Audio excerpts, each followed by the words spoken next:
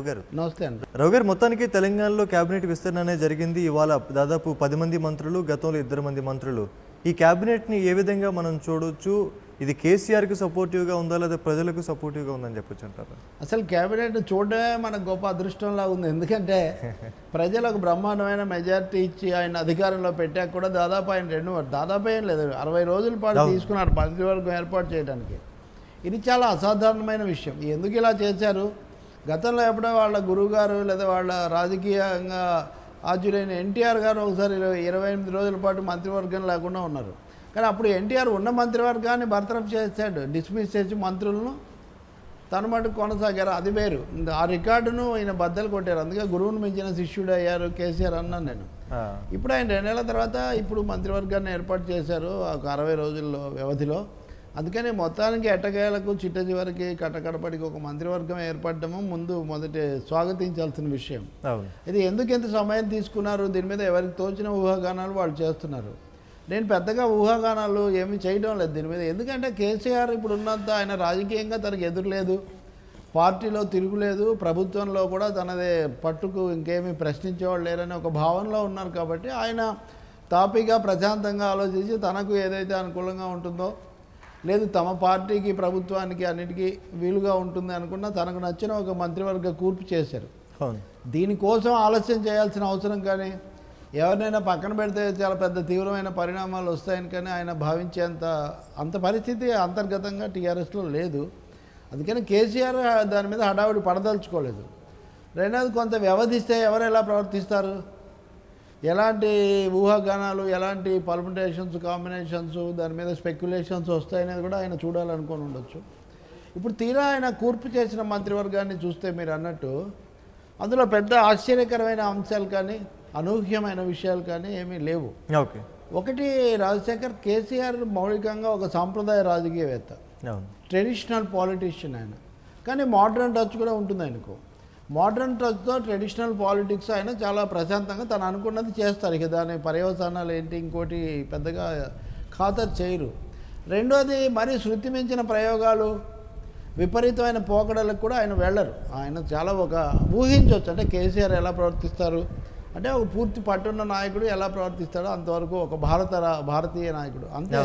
కాబట్టి ఇప్పుడు ఆయన పూర్తిగా పాత వాళ్ళే ఉంటారని కొంతమంది, లేదు వాళ్ళు అవుతారు వీళ్ళు అవుతారు, ఇవన్నీ చాలా అదేం జరగలేదు. కొత్త పాతల మేలు కలయిక కొమ్మరింగులు జిమ్మగా అన్నట్టుగా సగం మంది పాతవాళ్ళు, సగం మంది కొత్త వాళ్ళు తనతో సహా ఆయన లెక్కేసి మరీ తీసుకున్నారు. ఈ పాతవాళ్ళు సరే అది వరకు కూడా ఉన్నవాళ్ళు వాళ్ళ లెక్కలు వాళ్ళకు ఉన్నాయి. కొత్త వాళ్ళని మటుకు ఆయన ఎంపిక చేసిన వాళ్ళనే తీసుకున్నారు. వీళ్ళందరూ ఎప్పటి నుంచో ప్రజల దృష్టిలో, పరిశీలకుల దృష్టిలో ఉన్నవాళ్ళు, గతంలోనే రాకపోవడం అన్యాయమని భావించబడినటువంటి వాళ్ళు. ఇంకా మూడోది, బహిరంగంగా కూడా తమ ఆగ్రహం, ఆవేదన వ్యక్తం చేసిన వాళ్ళు కూడా ఉన్నారు చాలామంది. ఇప్పుడు కొప్పుల ఈశ్వర్ ఉన్నారు, ఆయనకి ఎందుకు రాలేదనే దాని మీద ఒక తీవ్రమైన బాధ. ఆయన 1-2 సార్లు దాని మీద ఇదైన పరిస్థితి కూడా ఉంది. శ్రీనివాస్ గౌడ్, ఆయన చాలా దూకుడుగా ఉద్యోగ సంఘాల నాయకుడిగా అనేక సార్లు ముందుండి హడావుడి చేసి అసలు ఏంటి అని ఆయన మదనపడిన రోజులు, సందర్భాలు కూడా ఉండేవి. వీళ్ళందరిలో నిరంజన్ రెడ్డి ఆయన కొంచెం ఆలోచన పరుడు, ఆధునికమైన పరిపాలనా విధానాలు, అధ్యయనం ఇవన్నీ చేస్తుంటారు. కేసీఆర్కు ఇష్టమైన వ్యక్తి. అందుకనే ఓడిపోయినప్పటికీ కూడా ఎన్నికల్లో ప్రణాళికా సంఘం ఉపాధ్యక్షుడు అయ్యాడు. ఆయనకు కూడా ఇందులో స్థానం వస్తుందన్నది అది కూడా పూర్తిగా అనుకున్న విషయమే. మల్లారెడ్డి, ఆ తర్వాత వేముల ప్రశాంత్ రెడ్డి, వీళ్ళిద్దరి విషయానికి వచ్చేసరికి కొంత ఎర్రబల్లి దయాకర్రావు కూడా ఆయన తెలుగుదేశంలో ఉన్నప్పటి నుంచి కూడా నేను దగ్గరగా చూశాను, చాలాసార్లు మాట్లాడినదంతా ఆయన తెలంగాణ వాదము, తెలుగుదేశం పార్టీ రెండింటిని బ్యాలెన్స్ చేయడానికి చాలా ప్రయత్నిస్తూ వచ్చారు. వ్యక్తిగతంగా కేసీఆర్కు సన్నిహితులు. సుఖేందర్ రెడ్డి చేరారు, ఎర్రబల్లి దయాకర్రావు కూడా దాదాపు అలాంటి వ్యక్తి. సుఖేందర్ రెడ్డి ఆలస్యంగా చేరారు, అందుకని ఎర్రబల్లి దయాకర్రావుకి ఇవ్వటం కూడా. రెండవది, కడియం శ్రీహరి గతసారి ఉప ముఖ్యమంత్రి అవ్వడం కూడా చాలా ఆశ్చర్యకరంగా రాజ్య స్థానంలో అయ్యారు. కాబట్టి ఆయన తప్పించి ఇస్తారన్నది కూడా ఇవన్నీ ఊహించిన విషయాలే, దగ్గరగా ఉన్న విషయాలే. వేముల ప్రశాంత్ రెడ్డి మాత్రం ఆ జిల్లాలో ఆ కుటుంబానికి దగ్గరగా ఉన్నారు. రెండోది, గతంలో మిషన్ భగీరథ లాంటి దానికి బాధ్యత ఇచ్చినప్పుడే కేసీఆర్కి ఎంత విశ్వాసపాత్రుడు, విధేయుడు అన్న విషయం స్పష్టమైపోయింది. ఒక మల్లారెడ్డి గారు మటుకు పెద్ద ఆయన ఎంపీగా ఉండి పోటీ చేసిన ఒకరిద్దరిలో ఆయన ఒకరు. కాబట్టి ఆయన ఏమన్నా ఏ కోణంలో తీసుకున్నారు? ఒకటి, పుష్కలంగా వనరులు, ఉన్న ఒక మో ఘనపాటి తెలంగాణలో, కాబట్టి అట్లా తీసుకొని ఉండొచ్చు. ఇక మిగిలిన పాత మంత్రుల్లో ఇంద్రకరణ్ రెడ్డి ఎప్పటి నుంచో కాంగ్రెస్ హయాం నుంచి ఎమ్మెల్యేగా అట్లా ఉంటూ, ఇంకా తలసాని శ్రీనివాస్ యాదవ్ను ఆయన చంద్రబాబు మీద ప్రయోగించబోయేటటువంటి ఒక ఆయుధంగా, రాజకీయ అస్త్రంగా కూడా చూడవచ్చు. ఇప్పటికీ ఆయన పనిలో దిగిపోయారు. ఇక్కడ కూడా వెనకబడిన కులాలు, యాదవులు, కురమలు, వీళ్ళ కోసం ఆయన ఉపయోగించుకోవచ్చు. ఆయన సంగతి. ఈటెల రాజేందర్ మాత్రం ఇప్పుడు తొలగించబడిన సీనియర్లతో పాటు పరిశీలించబడిన తీవ్రంగా ఛాలన, లేకపోతే అదంతా చాలా స్కానింగ్ తర్వాతే ఈటెల రాజేందర్ను తీసుకున్నారనేది చాలా స్పష్టం. ఎందుకంటే కేటీఆర్, హరీష్ రావు అన్నప్పుడు ఆ జాబితాలో తర్వాత వచ్చే పేరు ఈటెల రాజేందర్. ప్రతిపక్షంలో ఉన్నప్పుడు కూడా ఆయన ప్రతిపక్ష నాయకుడిగా ఉన్నారు. కాంగ్రెస్ హయాంలో కూడా బీసీలకు నాయకుడిగా కూడా ఆయనకు పేరు ఉంది. కేసీఆర్ ఏమో ఎంబీసీ కార్పొరేషన్ పెట్టి ఎంబీసీల పేరుతో కొత్త నాయకత్వాన్ని అభివృద్ధి చేయాలని చాలా ప్రయత్నం చేశారు. ఈ నేపథ్యాలన్నీ ఉన్నాయి. అయినా ప్రస్తుతానికి నేను అన్నట్టుగా ఇందాక కేసీఆర్ పెద్దగా ప్రయోగాలు చేయరు కాబట్టి let we play safe for the present time అని ఈటెల రాజేందర్ను కొనసాగించారు. బహుశా ఆర్థిక శాఖ ఇస్తారా, లేదా ఆర్థిక శాఖ నిరంజన్ రెడ్డికి ఇచ్చే అవకాశాలు చాలా ఎక్కువైతే ఇంకేదన్నా ఇచ్చే అవకాశం కూడా ఒకటి ఉంటుంది. జగదీష్ రెడ్డికి కూడా కొనసాగటం, జగదీష్ రెడ్డికి దక్కిన ఒక అరుదైన అవకాశంలాగా చెప్పాలి. మరి కేసీఆర్ అంతగా ఆయన మీద పెట్టుకోవడానికి వాళ్ళ మధ్య ఉన్న అనుబంధం, ఆ విశ్వాసానికి ఆధారం వాళ్ళిద్దరికీ తెలియాలి. కానీ జగదీష్ రెడ్డి కూడా ఉద్యమకాలం నుంచి ఉన్నటువంటి వ్యక్తి కాబట్టి ఈ కూర్పు అంతా మనం చూసినప్పుడు తీసుకున్న వాళ్ళకంటే తీసుకునే వాళ్ళు మహిళలను ఎందుకు తీసుకోలేదు, మహిళను తీసుకోలేదన్న విమర్శ అంత తీవ్రంగా వచ్చినప్పటికీ, పద్మాదేవేందర్ రెడ్డి, గోంగడి సునీత ఇలాంటి పేర్లు వచ్చినప్పటికీ, వీళ్ళు ఎన్నికల్లో గెలిస్తే చాలా పైకి తీసుకుపోతారని కేసీఆర్ ఎన్నికల ప్రచారంలో చెప్పినప్పటికీ కూడా ఎందుకు తీసుకోలేదు, ఇది పెద్ద ప్రశ్న. తప్పకుండా అదొక లోపమే, అదొక కొరతే. కేసీఆర్ ఆ విమర్శను ఎదుర్కోవాల్సే ఉంటుంది. నేను చెప్పినట్టుగా ఆయన సాంప్రదాయ రాజకీయవేత్త. సాంప్రదాయ రాజకీయవేత్తగా ఆయనకి ఇప్పుడు ఒక మహిళకు ఎలాగైనా సామాజిక కోణంలో చోటు కల్పించాలి అని దాని గురించి పెద్దగా హైరాణ పడే లక్షణం ఆయనకు ఉండదు. అందుకే ఆయన తీసుకోలేదు. ట్రైబల్స్ విషయంలో కూడా ఒక ట్రైబల్ మినిస్టర్ను కూడా తీసుకోలేదు. అది కూడా మరి ముందు ముందు ఏం జరుగుతుందో మనం చూడాలి. ఇప్పటికైతే అలాంటి సూచనలు కూడా పెద్దగా లేవు. మరి లోక్సభ ఎన్నికల తర్వాత జరుగుతుందో ఇంకోసారి జరుగుతుందో మనకు తెలియదు.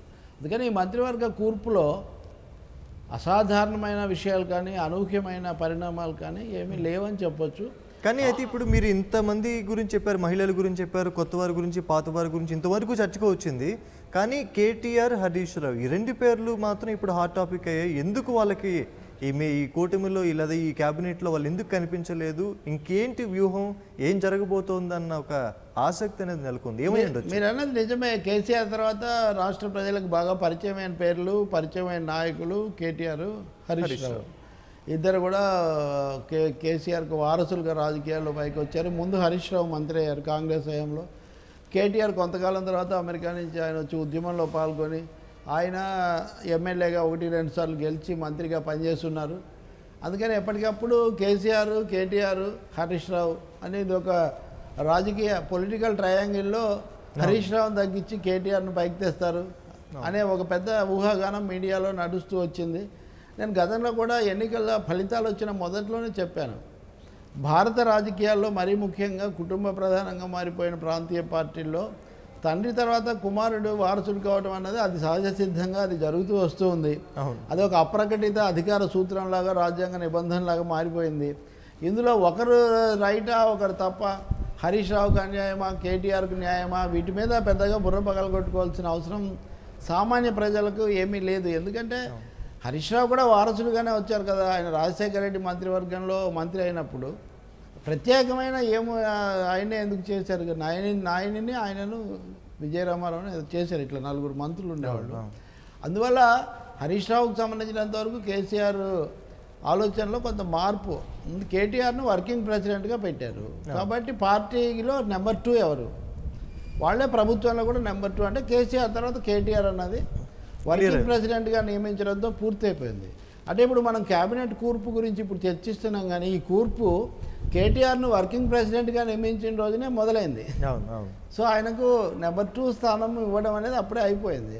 తర్వాత హరీష్ రావును ఏం చేయాలి, హరీష్ రావు పాత్ర ఏంటంటే మనం గమనిస్తే, గుర్తు చేసుకుంటే ఈ 4 ఏళ్ల కాలంలో, మరీ ముఖ్యంగా గత 4 నెలల కాలంలో హరీష్ రావు 1-2 సార్లు నాకు పదవి ఇచ్చినా లేకపోయినా ఒకటి, రెండోది నేను కేటీఆర్ నాయకత్వంలో పనిచేయడానికి కూడా సిద్ధమని అవసరాన్ని మించి 1-4 సార్లు ఆయన చెప్తూ వచ్చారు. ఇప్పటికీ నేను సామాన్య కార్యకర్తను మాత్రమే. అలాంటి సాధారణ ప్రకటనలు సూక్తులు పక్కన పెడితే కేసీఆర్ చెప్తే నేను కేటీఆర్ కింద కూడా పనిచేస్తానన్న మాట ఆయన ఎన్నోసార్లు చెప్పారు. అవసరాన్ని మించి కూడా ఎందుకు చెప్తున్నారని కూడా నేను 1-2 సార్లు కామెంట్ చేశాను. అంతకంటే కూడా ముందుకెళ్ళి ఈ జీవితానికి చాలు, ఇంతకంటే ఏం అక్కర్లేదు, ఈ సమయం ఇలాగే ముగిసిపోతే చాలని వేదాంత ధోరణిలో మాట్లాడారు. ఎన్నికలు అయిన తర్వాత ఫలితాలు వచ్చిన తర్వాత ఆయన క్వార్టర్స్ కూడా ఖాళీ చేసారన్న సమాచారం కూడా మీడియాలో వచ్చింది. ఊరికే ఆయన ఖాళీ చేయడం కాదు, మీడియాలో కూడా వచ్చింది. కాబట్టి హరీష్ రావు శిబిరము దీనికి మానసికంగా భౌతికంగా సిద్ధమవుతూ వచ్చారు. ప్రజలకు కూడా దానికి సంబంధించిన సంకేతాలు అందించారు. లేకపోయినా నేను విధేయ సైనికుడిగా ఉంటానని అనేకసార్లు చెప్పాను. ఈరోజు కూడా ఆయన అన్నది అదే, 10 సార్లు అని 10 times నేను చెప్తూ వస్తున్నానని చెప్పారు. నాకు బాధ లేదు, అసంతృప్తి లేదని. బాధ అసంతృప్తి లేదని మనం చెప్పలేము. ఎందుకంటే రాజకీయ నాయకులు ప్రధానంగా కీలక పదవుల్లో బాధ్యతలో ఉండటానికి అధికారం చూపిస్తారు, ఆసక్తి చేయడానికి ఉన్నవాళ్ళు. కాబట్టి లేనప్పుడు దాన్ని సర్దుకొని ఒకటి నిజం, కేసీఆర్ నాయకత్వంలోనే ఉండాలి, ఇప్పటికిప్పుడు అదరగండంగా ఏమన్నా చేయకూడదు అని హరీష్ రావుకు స్పష్టంగా తెలుసు. అందుకని రేవంత్ రెడ్డి లాంటి వాళ్ళు లేదా కాంగ్రెస్ నాయకులు ఎన్నికల ప్రచార క్రమంలో జోస్యాలు చెప్పారు, హరీష్ రావు తిరుగుబాటు చేయొచ్చు, అది చేయొచ్చు, వీళ్ళతో కలిసి అసలు ప్రభుత్వం కూడా రావచ్చు, హరీష్ రావు ముఖ్యమంత్రి కావచ్చు. నవ్వు వస్తుంది మీడియాలో కానీ స్పెక్యులేషన్స్ కానీ అంతమేమి ఉండదు. వాటి గురించి నేను అప్పుడే హాస్యాస్పదంగా చూసేసాను. ఇక్కడి దాకా వెళ్ళారు. నిన్న కూడా మళ్ళీ రేవంత్ రెడ్డి గారు మాట్లాడుతున్నారు. ఏమనంటే హరీష్ రావును అయితే మెరుగ్గా ఉండేదని ఒక మాట ఆయనే చెప్తారు, రెండో మాట హరీష్ రావు మీద అవినీతి ఆరోపణలు వచ్చాయి కాబట్టి కేసీఆర్ పక్కన పెట్టారని ఆయన చెప్తారు, నా మీద దుష్ప్రచారం చేస్తున్నారని హరీష్ రావు చెప్తారు. ఇవన్నీ కూడా ఈ తర్జన భర్జనలు నిజానికి ప్రజలకు ఏంటి సంబంధం? ఒక మనిషి అటు ఇటు అవ్వచ్చు, ఈరోజు పదవి ఉండొచ్చు, ఈ పదవులు ఏవి ఎవరికి శాశ్వతం కాదు కదా. కాబట్టి హరీష్ రావుకు సంబంధించినంత వరకు కేసీఆర్ ఆలోచన ధోరణి ఏంటి, ఆ ముగ్గురి మధ్య ఏం చర్చలు జరిగాయి, భవిష్యత్తులో హరీష్ రావుకి ఏం స్థానం ఉంటుంది ఉండదు అన్నది కేసీఆర్ నిర్ణయం మీద ఆధారపడి ఉంటుంది తప్ప విస్తార ప్రజానీకానికి కానీ పరిపాలనా వ్యవహారాలకు కానీ దీంతో పెద్దగా సంబంధం ఉంటుందని నేను అనుకోవట్లేదు. కేటీఆర్ వర్కింగ్ ప్రెసిడెంట్ కాబట్టి ఆయన పదవిలో లేకపోయినా ఆయనకు వచ్చిన ఇబ్బంది ఏం లేదు. ఆయన he will be calling the shots. ఆయన డిఫాక్టో చీఫ్ మినిస్టర్గా గతంలోనే ఉన్నారు. నేను షహజాదా షహన్షా అంటుండేవాడిని. ఆయన ఇప్పటికే షహజాదా, ఇప్పుడు అధికారికంగా షహజాదా ఆయన. సో హరీష్ రావు కూడా అలాంటి పదవి ఏదైనా కనిపెడతారా లోక్సభ ఎన్నికల నాటికి, సమన్వయకర్తో ఇంకోటో ఇలా అనే అవకాశం ఒకటి ఉంది, లేకపోతే ఎంపీగా పోటీ చేయించే అవకాశం ఉంది. ఏ బాధ్యత అయినా ఆయన 1-2 సార్లు నొక్కి చెప్తున్నారు కాబట్టి వేరే బాధ్యతలు కూడా పరిశీలనలో ఉండే అవకాశం ఉంది. లేదు మిగతా సీనియర్లను తప్పించడం కోసం వాళ్ళను మాత్రమే తప్పిస్తే కుదరదు కాబట్టి తనకు దగ్గరగా ఉన్న హరీష్ రావు లాంటి ఆయన కూడా ప్రస్తుతానికి పక్కన పెట్టి అందరూ కలిసి కొంత కొత్త అనుభవానికి వాళ్ళని గురి చేద్దామనే ఒక ఇందులో ఏ కోణం నుంచైనా మనం దీన్ని చూడొచ్చు. కానీ ఒకటి నేను చెప్పగలిగింది, ఇది చివరి వాక్యం కాకపోవచ్చు. హరీష్ రావుకు సంబంధించి కానీ మంత్రివర్గ కూర్పుకు సంబంధించి కానీ కేసీఆర్ ఇదే చివరి వాక్యం కాకపోవచ్చు. లోక్సభ ఎన్నికలు ముందు వెనకాలైతే ఇంకా కొంత సమయం తీసుకున్న తర్వాత ఆయన కొత్త మార్పులు చేర్పులు చేసేటటువంటి అవకాశం కూడా ఉంటుంది. అలాగే హరీష్ రావు ఈ లోపల హరీష్ రావు గారు ఎలా వ్యవహరిస్తారు, ఏం చేస్తారు, హరీష్ రావు శిబిరంలో వాళ్ళు ఏం చేస్తారు. హరీష్ రావు శిబిరం చాలా వరకు ముఖ్యమైన అనుయాయులందరినీ కేసీఆర్ ఖాళీ చేశారు, వాళ్ళందరూ వేరే పదవుల్లో ఇచ్చేశారు వాస్తవంగా. కాబట్టి దాని మీద too much of obsession with Harish discussion ఇది అవసరం లేదు ప్రజలకు సంబంధించినంతవరకు.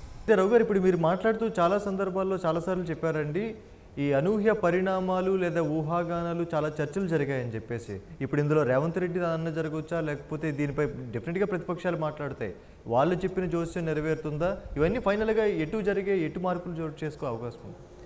అంటే తెలంగాణలో ఇప్పుడున్న రాజకీయ వాస్తవాలను మనం చూసినప్పుడు, అలాగే భారతదేశంలో ఇతర రాష్ట్రాల అనుభవాలు చూసినప్పుడు ఏదో పెద్ద మౌలికంగా తలకిందులయ్యే నాటకీయ పరిణామాలు ఏం జరగవని మటుకు చాలా స్పష్టంగా చెప్పవచ్చు. ఎందుకంటే ఏ రాష్ట్రంలో చూసినా కానీ కుటుంబాలు ప్రాంతీయ పార్టీలు ఒకటైన చోట తాత్కాలికంగా కుటుంబాల్లో వచ్చినటువంటి వివాదాలు తగాదాలు అవేమి చివరి దాకా వెళ్ళలేదు. ఆ పార్టీలు అలాగే ఉన్నాయి. ఇప్పుడు సమాజ్వాదీ పార్టీ ఉంది. సమాజ్వాదీ పార్టీలో బాబాయికి అబ్బాయికి సమస్య వచ్చింది. శివలాల్ యాదవ్కు అఖిలేష్ యాదవ్ ఇప్పటికీ పార్టీ అధ్యక్షుడిగా అలా ఉన్నారు. తమిళనాడులో కరుణానిధికి ఇష్టమైన కుమారుడు స్టాలిన్కు ఇంకో పెద్ద కుమారుడు అళగిరికి మధ్యలో సమస్య వచ్చింది. స్టాలినే అక్కడ మళ్ళీ అయ్యారు. బీహార్లో లాలూ యాదవ్ గారి బావమరిదిగా అంతకుముందు చక్రం తిప్పినటువంటి ఆయన ఒక యాదవ్, ఆయనకు కుమారుడైనటువంటి తేజస్వి యాదవ్దే నిలబడింది. మహారాష్ట్రలో శివసేనలో ఉద్ధవ్ థాక్రేకు రాజ్ థాక్రేకు మధ్యలో వచ్చింది. ఉద్ధవ్ థాక్రేదే నిలబడింది. చంద్రబాబు నాయుడు గురించి చెప్పండి. అందుకనే చంద్రబాబు నాయుడుది ఇక్కడ ఒక పవర్ స్ట్రగుల్ జరిగింది. ఈ పవర్ స్ట్రగుల్లో కూడా అందులో 2-3 దశలు కదా. ఒకటి పెద్ద అల్లుడు చిన్న అల్లుడు మధ్యలో కొంతకాలం జరిగింది. ఈ ఇద్దరు అల్లుళ్ళు ప్లస్ లక్ష్మీపార్వతి గారి మధ్యలో కొంతకాలం జరిగింది. కాబట్టి ఇది ఒక సెటిల్మెంట్ అయిపోయింది. ఎందుకంటే ఆ తర్వాత రామారావు గారు లేరు కాబట్టి, ఇక్కడ రామారావు గారు లేరు కాబట్టి సీన్లో చంద్రబాబు నాయుడు ఆ పార్టీకి ఏకైక అధినేతగా అయిపోయాడు. ముఖ్యమంత్రిగా 2-3 సార్లు ఎన్నికయ్యారు. రెండవది లక్ష్మీపార్వతిని చేసుకున్నాక కూడా ప్రజలు ఎన్టీఆర్ను గెలిపించారు. ఎన్టీఆర్ను కూలదోశాక కూడా చంద్రబాబును ప్రజలు గెలిపించారు. కాబట్టి ఆంధ్రప్రదేశ్ సమస్య అది. ఈ కోవలో మనం కనుక చూసుకుంటూ వస్తే తెలంగాణలో సహజమో అసహజమో, సహజంగానే వీళ్ళిద్దరూ బావమరుదుల మధ్య ఏంటని. అందుకే మొన్న ఎన్నికల ప్రచార క్రమంలో కూడా వీళ్ళిద్దరూ జోకులు వేసుకున్నారని, అది అనుకున్నారని, ఇది అనుకున్నారు. ఈ తతంగం అంతా మనం చూసాం. ఇప్పుడు హరీష్ రావు అమిత్ షాతో మాట్లాడాడని, రాహుల్ గాంధీ సోనియా గాంధీతో ఇదని, ఇట్లాంటివన్నీ కూడా అంత స్థాయిలో ఆ పార్టీలు లేవు. బీజేపీ దేశాన్ని పాలిస్తుండొచ్చు, కానీ తెలంగాణలో వాళ్ళకున్న స్థానం ఏంటి? సర్వశక్తివంతుడైన ముఖ్యమంత్రిని మేనమామను వదిలిపెట్టి ఇక్కడ ఠికానా లేని అమిత్ షా దగ్గరికి హరీష్ రావు ఎందుకు వెళ్తాడు? అలాగే కాంగ్రెస్లో ఉన్నవాళ్లే బుర్రలు పగల కొట్టుకుంటుంటే వాళ్ళు కనీసమైన మెజారిటీకి ఆమడ దూరంలో వాళ్ళు ఉంటే వాళ్ళ దగ్గర హరీష్ రావు ఎందుకు వెళ్తాడు? కాబట్టి ఆయన కొంతకాలం నిశ్శబ్దంగా ఉండొచ్చు. రెండోది ప్రజల్లో ఉన్న తన జనాదరణ ఉంది కాబట్టి ప్రజల్లో పనిచేసే ఇది కూడా చేయొచ్చు. ఈ లోపల కేసీఆర్ కూడా ఉభయతారకంగా ఏదో గౌరవప్రదమైన ఒక పునరావాసం ఆయన కల్పించే అవకాశం కూడా ఉంది. పైగా ఎన్నికలు కూడా వచ్చేస్తాయి కాబట్టి వెంటనే ఎన్నికల పోరాటంలోకి దిగే అవకాశం కూడా ఒకటి ఉంటుంది. నేను కాంగ్రెస్ వాళ్ళు ఆశపడుతున్నట్టుగా ఒక దశలో సీరియస్గా నాతో కూడా చర్చలు చేశారు వాళ్ళు టీవీ స్క్రీన్ మీద కూడా. హరీష్ రావు కూడా ఇటు వస్తే ఇటు మంత్రివర్గం ఏర్పడవచ్చని. కాబట్టి నేను అనుకోవడం ఇప్పుడు ఒక ప్రజలు నిర్ణయాత్మకమైన తీర్పు ఇచ్చారు కాబట్టి అలాంటి వీటికి పెద్దగా అవకాశం లేదు. టీఆర్ఎస్లో ఇప్పటికిప్పుడు ఏదో పెద్ద తిరుగుబాటు చీలిక వచ్చే అవకాశం లేదు. అసలు హరీష్ రావు అంత దూరం వెళ్ళరు, వెళ్ళే అవకాశం ఇప్పుడైతే లేదు. భవిష్యత్తులో అంటారా దీర్ఘకాలంలో కొన్ని సంవత్సరాల తర్వాత అప్పుడు ఏం జరుగుతుంది, దేశంలో రాష్ట్రంలో ఎలాంటి మార్పులు వస్తాయి, అవన్నీ దాని మీద ఆధారపడి ఉంటుంది తప్ప మీరు చెప్పిన మార్పులు కూడా ఒక రోజులో రాలేదు. మీరు చెప్పిన ఎన్టీఆర్ కుటుంబంలో అయినా లేదు నేను చెప్పిన వాటిలో అయినా ఇది అదొక పెద్ద ప్రక్రియ. ఈ లోపల ఎవరినెవరు సర్దుబాటు చేసుకుంటారో మనకు తెలియదు కదా. ఏదైనా ప్రజల కోణంలో చూసినప్పుడు హరీష్ రావు కేటీఆర్ మధ్యలో ఎవరో ఒకరి సైడ్ తీసుకోవాల్సిన అవసరం ప్రజలకు ఏముంది? ఇద్దరు ఆయన వారసులే, ఇద్దరు అదే పార్టీకి చెందిన వాళ్ళు, ఇద్దరు కేసీఆర్ నాయకత్వాన్ని కేసీఆర్ అనుసరించే విధానాలను కొనసాగించేవాళ్ళే. హరీష్ రావు ఎప్పుడైనా విధానపరంగా నేను చాలా వ్యక్తిగతంగా కానీ రాజకీయంగా కానీ నేను విభేదిస్తాను, నా విధానం ఇది అని చెప్పినప్పుడు ఆయన గురించి మనం విడిగా ఆలోచించాలి. ఇప్పుడు అదేం లేదు కదా. సో ఆయన సర్దుకుంటాడని నేను భావిస్తున్నాను. క్రమశిక్షణ కలిగిన సైనికుడుగా అని ఒక పదం ఉంది కదా మనకు, ప్రస్తుతానికి ఆయన అలాగే ఉండొచ్చు. అయితే ఎలా ఉంటారు, ఒక ఒక స్థానంలో ఉన్నవారు సంచలనాలు నాటకీయత ఫోకస్ ఎక్కువగా ఉన్న వ్యక్తి అవుట్ ఆఫ్ ఫోకస్లో ఉంటారా అంటే అది భవిష్యత్తులో ఎలా ఉండబోతుందో అనే దాని మీద ఆధారపడి we have to wait for some time, కొంతకాలం నిరీక్షించాలి మనం. మీడియా, అపోజిషన్ పార్టీసు, మనలాంటి కామెంటేటర్స్, మనలాంటి అంటే జనరల్గా తప్పకుండా దీని మీద ఫోకస్ పెడతారు, అంతవరకు నిజం. కానీ రాజకీయ ప్రభావం ఏమి అంత భూకంపాలు ఏమి రావు. అయితే రావు గారు, ఇప్పుడు మీరు చెప్పినట్టుగా జనరల్గా ఈ ఒక టీఆర్ఎస్ అనే కాదు ఏ పార్టీ అయినా సరే అన్ని వర్గాలకి లేదా అందరికీ న్యాయం జరిగిందా అని చూస్తారు, ఈ క్యాబినెట్లో అందరూ ఉన్నారా లేదని చూస్తారు. మరి టీఆర్ఎస్ విషయంలో కూడా అన్ని వర్గాలకి న్యాయం జరిగిందా లేదా కేసీఆర్ ఇష్ట ప్రకారమే జరిగిందంటారా? ఖచ్చితంగా మంత్రివర్గ ఏర్పాటు అనేది చీఫ్ మినిస్టర్స్ ప్రిరోగేటివ్ అంటారు, ఆయన ఇష్ట ప్రకారమే జరుగుతుంది. కానీ అదే సమయంలో మీరన్న సామాజిక పొందిక, సామాజిక సమతుల్యత పాటించాలి. కేసీఆర్ గతసారి ఖచ్చితంగా మహిళలకు ప్రాతినిధ్యం ఇవ్వకపోవటం, గిరిజన మంత్రి లేకపోవడం, దీని మీద కొన్ని విమర్శలు గతసారైనా ఉన్నారు, ఇప్పుడు లేరు. ఈ రెండు కూడా విమర్శలుగా తప్పకుండా ఉంటాయి. అయితే ఆయన సోషల్ కాంపోజిషన్, సామాజిక సమతుల్యత పాటించారని చెప్పి మన ఛానల్స్లో, మీడియాలో చెప్తున్నారు. పాటించారు ఎక్కడ అంటే కులాలకు సంబంధించిన కొన్ని లెక్కలు మటుకు ఆయన తప్పకుండా పాటించారు. గతసారి పాటించినటువంటి కులాల లెక్కల్లో ఈసారి కొంచెం మార్పు చేసి కొన్ని కులాలకు, అంటే అవన్నీ కూడా ఎక్కువ భాగము అగ్రభాగంలో ఆధిపత్యంలో ఉన్నటువంటి కులాలే. కాబట్టి నన్ను బీబీసీ విలేకరి అడిగితే నేను చెప్పాను. అందుకే ఇందులో సామాజిక సమతుల్యత పాటించారని చెప్పలేము, కానీ కులాల పొందిక మటుకు ఆయన జాగ్రత్తగానే టీఆర్ఎస్కి అనుకూలమైన వ్యూహాత్మకమైన మేరకు కులాలకు ప్రాతినిధ్యం కల్పించారని. కానీ ఈ తరగతులు, విస్మరించబడిన తరగతులు, జనాభాలో సగం మంది ఉన్నటువంటి, సగం కంటే ఎక్కువ కూడా ఉన్నారు నిష్పత్తిని బట్టి, మహిళలకు ప్రాతినిధ్యం ఇవ్వకపోవడం తప్పకుండా పెద్ద పొరపాటు, లోటు. దాన్ని ఆయన ఇప్పటికైనా కానీ ఒక మహిళను తీసుకోవడం ద్వారా ఒక సరైన సంకేతం పంపించాల్సిన అవసరం ఉంది. అలాగే గిరిజనుల పట్ల విధానాల్లో కూడా అనేక సమస్యలు ఉన్నాయి గిరిజనులకు. తెలంగాణలో చెప్పుకోదగిన గిరిజన ప్రాంతం కూడా ఉంది. కాబట్టి గిరిజనులకు కూడా ఆయన ప్రాతినిధ్యం కల్పించాలి. అన్నిటికంటే ముఖ్యంగా వ్యక్తులుగా ఎవరున్నారు, ఎవరు లేరు అనే దానికంటే విధానపరంగా ఎన్నికల్లో ఎలా విజయం సాధించారు కాబట్టి అప్పుడు సంక్షేమ పథకాలు వీటన్నిటి గురించి చాలా చెప్పారు. వాటన్నిటికీ నిధుల కొరత, ఇట్లాంటి అంశాలు కూడా ఇప్పుడు వెన్నాడబోతున్నాయి. కాబట్టి అసలే ఆలస్యం అవడం వల్ల వచ్చిన ఈ పరిణామాలకు తోడు ఈ లోటుపాట్లన్నీ కూడా సరిచేసుకొని ఎంతో నమ్మకంతో గెలిపించిన తెలంగాణ ప్రజలకు పూర్తి న్యాయం జరగడానికి, ఈ రాష్ట్రం యొక్క సర్వతోముఖాభివృద్ధికి కూడా ఈ మంత్రివర్గం పనిచేస్తుందని చెప్పి మనం ఆశించాలి, కోరుకోవాలి. దానికి సంబంధించిన ఒక సమగ్ర విధాన సమీక్ష కూడా జరిపి పారదర్శకంగా చేయాల్సిన అవసరం ఉంటుంది. అన్నింటికీ కేసీఆర్ కేసీ చూడడమే ఏకైక పరిష్కారం అన్న పరిస్థితి నుంచి బయటపడాలి. ఎందుకంటే ఈరోజు ప్రమాణ స్వీకారం చేసిన మంత్రుల్లో కూడా ఎక్కువ మంది నా జీవితం కళ నెరవేరిందని, ఎప్పటి నుంచో ఎదురు చూస్తున్నానని, ముఖ్యమంత్రి గారు ముఖ్యమంత్రి తప్పకుండా గౌరవిస్తాం, హానరబుల్ చీఫ్ మినిస్టర్, అందులో సందేహం ఏం లేదు, ఉద్యమ నాయకుడు కూడా.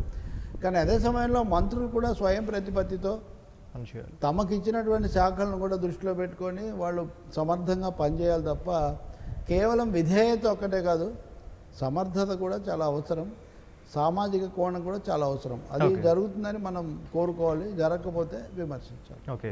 అలాగే ఈ ఎన్నికలకి, ఇదే ముందస్తు ఎన్నికలు ఏవైతే జరిగాయో, ఎన్నికలకు వచ్చేటప్పుడు ఉన్నంత జోషు టీఆర్ఎస్లో గెలిచిన తర్వాత కనిపించలేదు, అంతా రిలాక్స్ అయిపోయారు. అలాగే కేటీఆర్ వర్కింగ్ ప్రెసిడెంట్ అయిన తర్వాత ఏదో గొప్పగా ఏదైనా జరగబోతోంది, తెలంగాణలో ఒక వినూత్న మార్పులు రాబోతున్నాయి అన్నారు. అంటే ఇదంతా సోషల్ మీడియాలో ఒక ప్రచారంగా కొనసాగుతోంది. ఎందుకు ఈ రిలాక్సేషన్ స్టేట్లో టీఆర్ఎస్ ఉందని చెప్పేసి? రాజకీయాల్లో ఎవరికైతే అప్పర్ హ్యాండ్ ఉందో వాళ్ళకే సోషల్ మీడియాలో అప్పర్ హ్యాండ్ ఉండాలనే లేదు. ఓకే. సోషల్ మీడియాను కంట్రోల్ చేసేవాళ్ళు వాళ్ళకి సంబంధించినవి రాస్తుంటారు. రెండోది, ఎన్నికల పోరాటం అన్నప్పుడు అందరూ హోరాహోరీగా మోహరిస్తారు, వేడెక్కుతుంది, ఆసక్తికరంగా ఉంటుంది. అది ఎన్నికలు అయిపోయాక కూడా ఎప్పుడు 5 ఏళ్ల పాటు అలాగే ఉంటుందని మనం ఏమీ చెప్పడానికి లేదు. జోష్ విషయానికి వస్తే సరే, కేటీఆర్ విస్తృతంగానే పర్యటిస్తున్నారు, ఆదేశాలు ఇస్తున్నారు. కానీ మంత్రివర్గం యొక్క కూర్పు, దీనికోసం ఇంత సమయం తీసుకోవడము, సీనియర్లను పక్కన పెట్టడము, సమతుల్యతకు సంబంధించిన లోపాలు, ఈ కారణాల వల్ల ఈరోజు మంత్రివర్గ ఏర్పాటులో జోష్ తక్కువగా ఉండమని నిజం. అంటే ఒక ప్రభుత్వం ఘన విజయం సాధించి వెంటనే మంత్రులుగా ఏర్పడి ఎవరు వస్తారు ఏంటి, అలాంటి ఒక సహజ వాతావరణం లేదు. ఈరోజు వాతావరణం కొంచెం లోకీలో, కొంచెం గంభీరంగా, కొంచెం గుమ్మరంగా ఉన్నమాట మటుకు నిజం. హరీష్ రావుని ఎందుకు తీసుకోలేదు, హరీష్ రావు వ్యాఖ్యలు ఏంటని అందరూ హరీష్ రావు కేసి మీడియా కూడా అటున్న పరిస్థితి. ఆయన ఏదో నాకేం లేదు అని చెప్పుకోవాల్సిన పరిస్థితి మీదే ఉంది తప్ప. అందుకని మీరు అన్నమాట నిజం. మళ్ళీ జోష్ అనేది హోష్ నుంచి జోష్ వస్తుంది. హోష్ అనేది ఎప్పుడు కూడా చాలా మెళకువగా ఉండటం చాలా ముఖ్యం. అందుకని మీరు అన్నవి ప్రజల్లో కలిగిన ఈ భావాలు కూడా దృష్టిలో పెట్టుకొని ఈ ప్రభుత్వం చక్కగా పనిచేస్తుందని చెప్పి మనం ఆశించాలి. Real governance starts from today, because there is no government, no complete government. Nominal government తప్ప కంప్లీట్ గవర్నమెంట్ లేదు. కంప్లీట్ గవర్నమెంట్ కంప్లీట్గా పనిచేస్తుందని మనం కోరుకోవాలి. ఓకే. అంటే ఓవరాల్గా ఫైనల్గా చెప్పండి, తెలంగాణలో ఇవాళ ఏర్పడినటువంటి క్యాబినెట్ ఏదైతే ఉందో దాన్ని ఏ విధంగా అర్థం చేసుకోవచ్చు, తెలంగాణకు లేదా ప్రజలకు ఎటువంటి సంకేతాలను ఇస్తున్నారు ఫైనల్గా? ఈ క్యాబినెట్ కానీ ఈ ప్రభుత్వం కానీ కేసీఆర్ యొక్క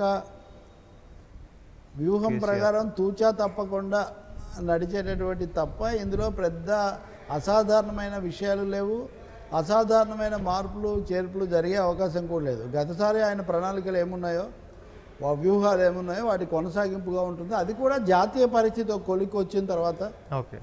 కేంద్రంలో ఏ ప్రభుత్వం ఏర్పడుతుంది, పొందిక ఎలా ఉంటుంది, అవి చూసిన తర్వాతే దానికి సంబంధించిన ఒక సంపూర్ణ చిత్రం వస్తుంది. ఓకే. కేసీఆర్ కూడా అప్పటికే తుది నిర్ణయాలు తీసుకుంటారు. ఓకే. ఎందుకంటే బడ్జెట్ల దగ్గర నుంచి కేటాయింపుల దగ్గర నుంచి అన్ని విషయాలు కొత్త ప్రభుత్వం వచ్చాకే ఖరారవుతాయి. కాబట్టి మనం సంపూర్ణ చిత్రం అప్పుడే చూడగలుగుతాం. అంటే వెంటనే ప్రభుత్వం మంత్రివర్గం పెట్టుంటే అదొక విధంగా ఉండేది, జరగలేదు కదా. ఇంకో 2 నెలలు అయిపోయింది, 2 నెలల్లో కేంద్రంలో కొత్త ప్రభుత్వం వస్తుంది. సో దీన్ని ఒక తాత్కాలికమైన ఘట్టంగానే మనం చూడాల్సి ఉంటుంది. ఓటాన్ అకౌంట్ బడ్జెట్ వ్యవహారం తప్ప అంతే, ఇది కంప్లీట్ వ్యవహారం కాదు. సో ఏదైనా జాతీయ స్థాయిలో ఏదైతే మార్పులు ఉన్నాయో దాన్ని బట్టి అది ఉంటుంది. పైగా కేసీఆర్ కోరుకున్న శక్తుల కంటే కూడా బీజేపీ వ్యతిరేకత అన్నదేమో జాతీయ స్థాయిలో అది ఎక్కువగా వస్తుంది. తమిళనాడులో పొత్తు కుదుర్చుకున్నారు, ఏమీ లేని తమిళనాడులో కూడా పొత్తు కుదుర్చుకున్నారు. పరస్పరం తిట్టుకున్న శివసేన బీజేపీ పొత్తు కుదుర్చుకున్నారు. ఉత్తరప్రదేశ్లో బలమైన ప్రాంతీయ పార్టీలుగా ఉన్న ఎస్పీ బీఎస్పీ పొత్తు కుదుర్చుకున్నాయి. ఆంధ్రప్రదేశ్లో మేము ఒంటరిగా వెళ్తామని ప్రకటించారు. ఈ విధంగా చూస్తే వివిధ రాష్ట్రాల్లో లోక్సభకు సంబంధించిన రాజకీయాలు ఇప్పటికే ప్రారంభమైనవి. బహుశా నేను అనుకోవడం ఈ ప్రభుత్వం ఎలా పాలిస్తుంది అనే దానికంటే టీఆర్ఎస్ కేసీఆర్ లోక్సభ ఎన్నికలను ఎలా ఎదుర్కొంటారన్నదే రాబోయే రోజుల్లో ఎజెండాగా ఉంటుంది. ఇప్పుడు కూడా ఈ మంత్రివర్గం అనేది సెకండరీ ఇంపార్టెన్స్లోకే వెళ్ళిపోతుంది. ఓకే. అయితే రఘు గారు మీరు చెప్పినట్టుగా ఇటు లోక్సభ ఎన్నికల్లో వీళ్ళు ఎటువంటి వ్యూహాలతో ముందుకెళ్తారన్న దాంతో పాటు అంతిమంగా ప్రజలకు ఎటువంటి సంక్షేమ పథకాలు ఈ 5 ఏళ్ల పాలనలో ఎటువంటి భద్రతను సంక్షేమాన్ని అందిస్తారనేది కూడా మనం వేచి చూడాలి. రైట్, థ్యాంక్ యూ రఘు గారు.